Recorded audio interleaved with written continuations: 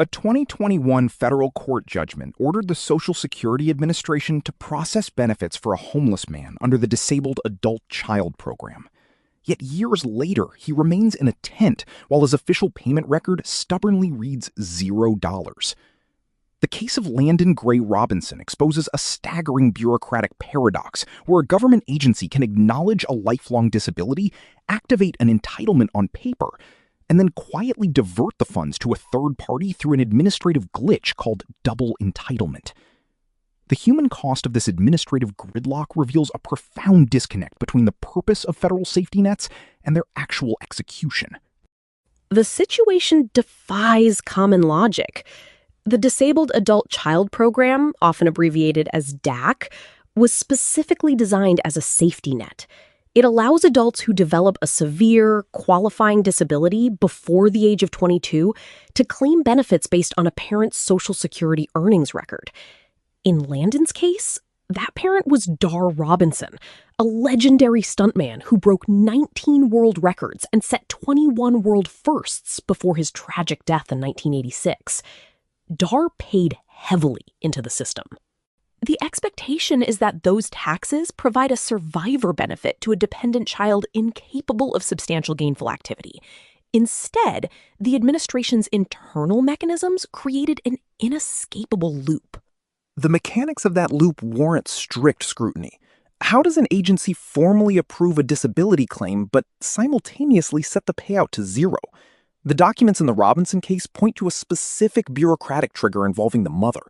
It implies a system operating on autopilot, making massive financial decisions based on unchecked assumptions. It comes down to a structural conflict between two different benefit categories. When a disabled adult child application is approved, it can automatically trigger a mother in care benefit if the system assumes the disabled individual requires a full-time guardian. The Social Security Administration approved the disability status, which activated the entitlement. But rather than paying the adult child directly in California, the system redirected the financial payout to his mother in Hawaii, under the presumption that he was in her care. The records show this configuration remained active starting in 2004. That presumption contradicts the geographical reality.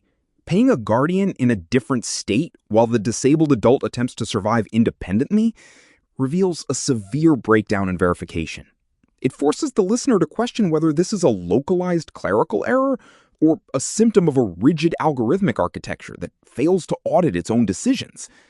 If an agency knows the applicant resides in California but sends the funds to Hawaii, the internal safeguards have categorically failed.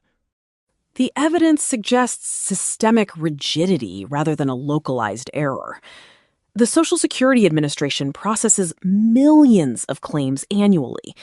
When a status flag gets flipped, reversing it requires a complex administrative maneuver. The burden of proof falls entirely on the disabled individual, who often lacks the resources, health, or knowledge to navigate the appellate system. The Robinson case escalated because the individual filed new applications under his own work record, completely unaware that his primary entitlement under his father's record was already active, but diverted. The agency treated his new applications as separate entities rather than consolidating his file. This introduces the concept of administrative finality and collateral estoppel.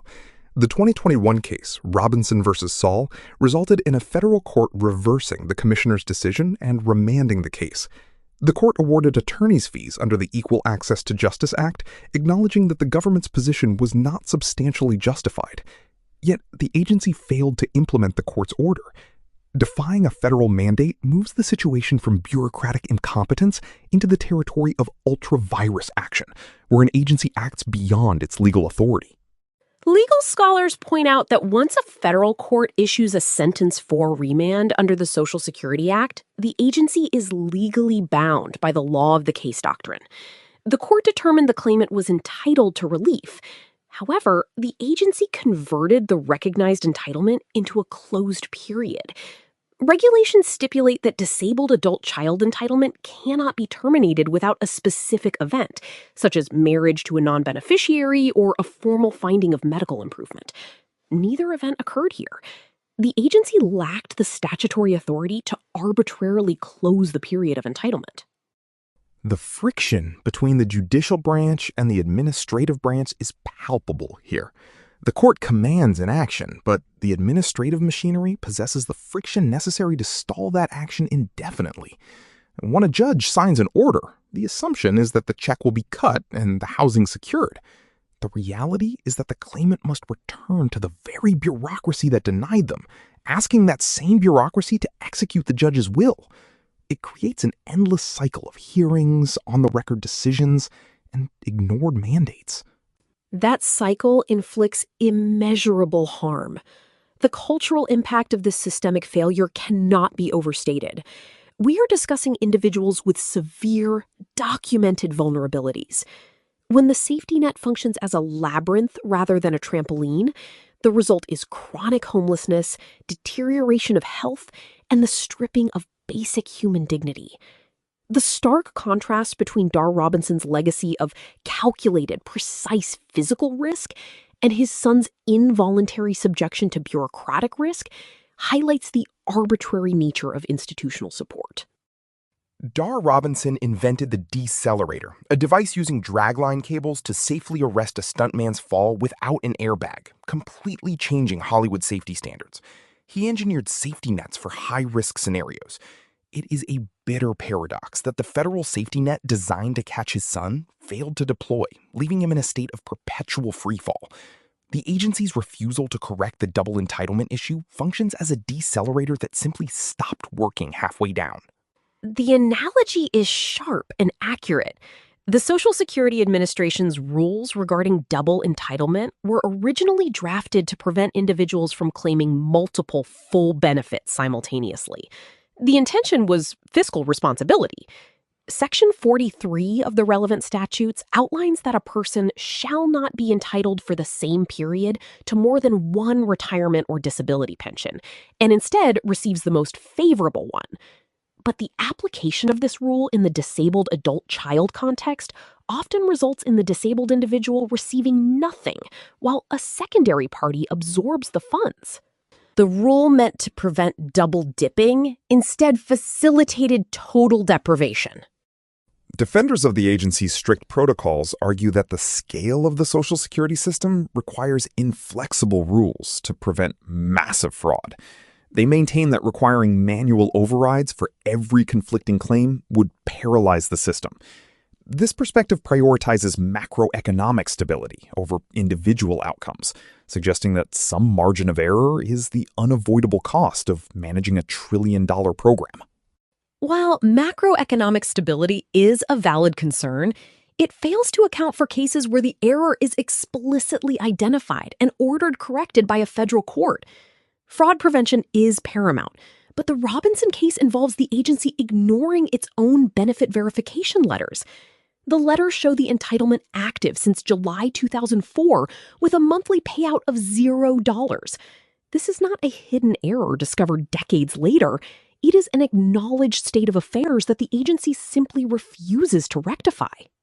The refusal to act on a fully formal, on-the-record decision issued by an administrative law judge demonstrates a paralysis that serves neither the taxpayer nor the beneficiary. The introduction of the mother's situation adds another layer of complexity. The records indicate the mother received the redirected funds, and subsequently, the attorney navigated a strategy that resulted in another individual receiving dependent benefits on the son's record, while the son remained uncompensated. This web of proxy payments reveals how the architecture of dependent benefits can be legally manipulated, intentionally or not, leaving the primary disabled subject entirely excluded from the financial stream. The proxy payment structure relies on the concept of representative payees and dependents. The system allows an attorney or a family member to direct funds, operating under the assumption that these actors represent the best interests of the disabled person. When that assumption fails, the system lacks a robust mechanism to alert the beneficiary. The disabled individual is treated as a passive variable in the equation, rather than an active participant with agency. This paternalistic approach is deeply embedded in the historical design of disability legislation, which originally viewed the disabled as objects of charity rather than citizens with enforceable rights. The historical transition of disability rights from charity to civil rights was supposed to empower the individual. The Americans with Disabilities Act and subsequent reforms aimed to provide autonomy. Yet the administrative execution of Title II disabled adult child benefits seems stuck in an older paradigm. If a person can be ruled eligible for support but kept entirely blind to that eligibility while others collect on their behalf, the promise of autonomy remains unfulfilled.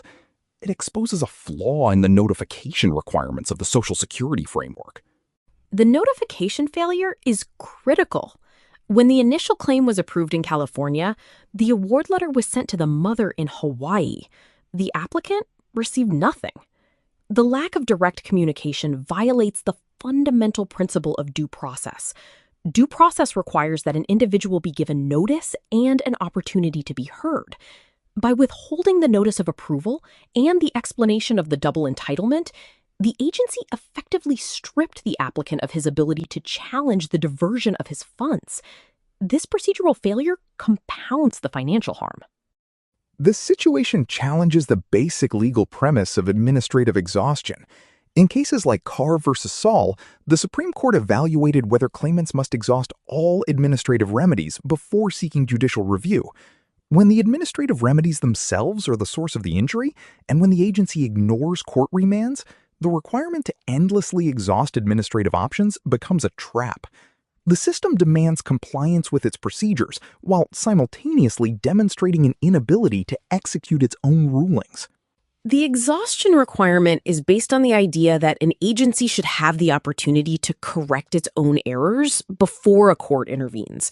But when an agency is given that opportunity, receives a federal court mandate to correct the error, and still fails to do so, the doctrine loses its justification. The administrative law judges within the system are bound by the law of the case doctrine following a federal remand. If the implementation branches of the agency refuse to authorize the payment, despite the judicial and administrative rulings, the legal framework essentially collapses into a bureaucratic stalemate. This bureaucratic stalemate is the defining characteristic of the Disabled Adult Child Program's failure in this instance. It transforms the concept of double entitlement from a technical safeguard into a weapon of administrative obstruction. The case serves as a chilling case study of how labyrinthine policies can insulate an agency from accountability, allowing it to defy judicial orders while vulnerable populations suffer the consequences. The gap between a legal victory in federal court and the actual delivery of a survival benefit remains a dangerous void in the architecture of social welfare. The void persists because the enforcement mechanisms against federal agencies are notoriously weak. A claimant can win a judgment, but compelling a specific bureaucratic action requires resources that a homeless, disabled individual simply does not possess. The system relies on the assumption of agency compliance. When that compliance is absent, the theoretical protections of the law dissolve, leaving the individual exactly where they started, armed only with a piece of paper that the institution refuses to honor. The struggle for disabled adult child benefits highlights the urgent need for structural reform and how federal agencies process, verify, and audit overlapping entitlements. Until the mechanisms of accountability are strengthened to match the complexity of the regulations, the safety net will continue to operate as a trap for those it was designed to protect. Send this episode to someone who values deep dives into the hidden mechanics of government systems.